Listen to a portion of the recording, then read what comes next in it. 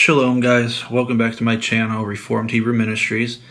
I've been refuting the doctrine of the immortality of the soul. Going to continue that here. This is my Sheol study. Now, today we're going to look at Ecclesiastes chapter 9. This is one of the best passages for my stance.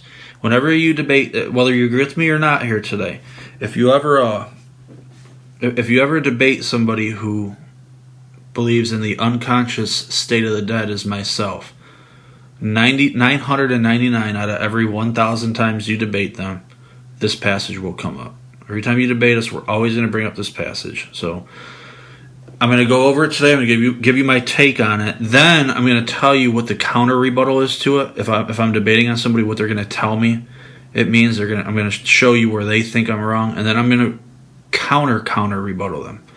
Now, and the debate doesn't go on past that. I haven't heard a rebuttal to my counter rebuttal. So it's usually a pretty good debate once we get to it. But I'm going to start here. I'm going to read Ecclesiastes, go to chapter 9, and we're going to start at verse 5 here.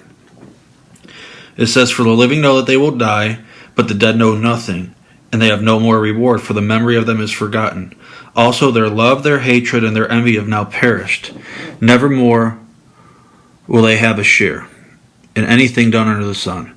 Go, eat your bread with joy, and drink your wine with a merry heart, for God has already accepted your works. Let your garments always be white, and let your head lack no oil. Live joyfully with the wife whom you love all the days of your vain life, which she has given you under the sun, all your days of vanity. For that is your portion in life, and in the labor which you perform under the sun. Whatever your hand finds to do, do it with all your might, for there is neither work or device or knowledge or wisdom in Sheol where you are going." Okay. We'll go back to verse 5 here, but verse 10 is very important too. Verse 5 and 6, "For the living know that they will die, but the dead know nothing at all. Neither they have any more reward, for the memory of them is forgotten. Also their love, their hatred, and their envy is now perished." Very self-explanatory.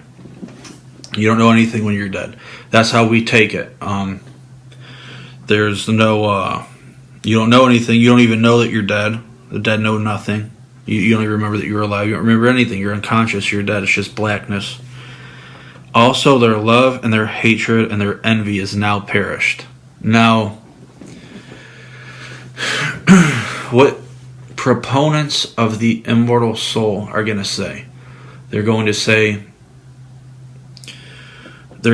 well, all of this is talking about just things under the sun. It's not talking about stuff in Sheol.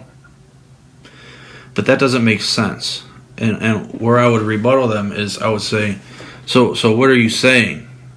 That your body love and your body hatred and your body envy is now perished, but your soul love and soul hatred and soul envy is still alive and well?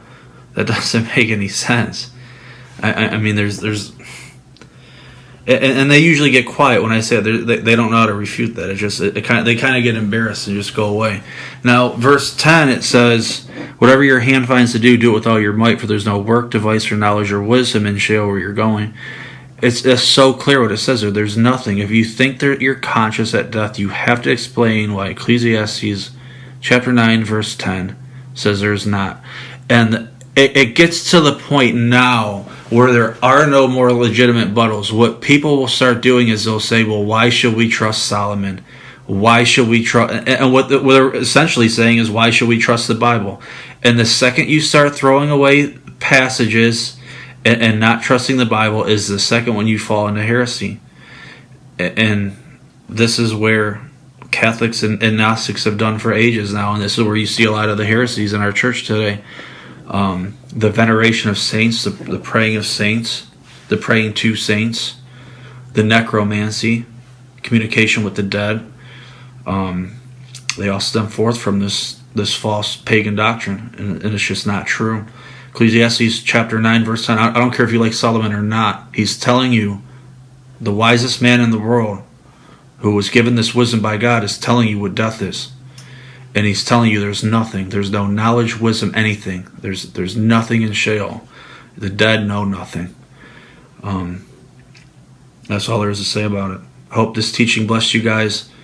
Till next time, shalom.